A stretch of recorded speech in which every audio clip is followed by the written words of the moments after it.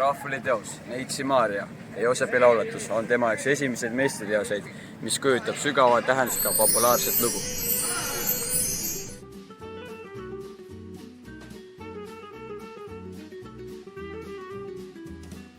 Neitsi Maarja ja Joosepi lauletus on maal, mille autoriks on Raffaello Sanzio, kes valmistas teose 1504. aastal.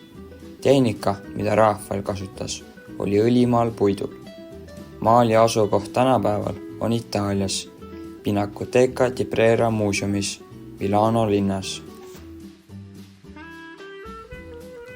Maal kujutab Neitsi Maarja ja Joosepi abiellumist, mis pärineb mitte piiblist, vaid apostelikust tekstist, kus kosilased pidid templisse tooma oma kepid, sauad.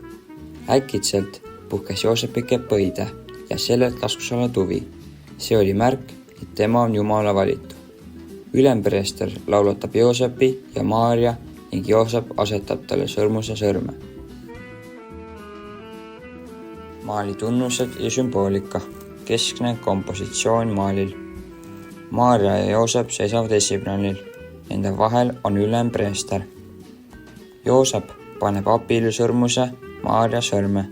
Liigutus on hell ja väärikas. Vasakul esiplaanil on üks pahane kosilane, kes murrab oma kepi katki. See on dramaatiline detail. Tagaplaanil asub klassikaline renessanssarhitektuuriga tempel, mis väljendab Rafaeli oskust luua perspektiivi ja ruumilist sügavust.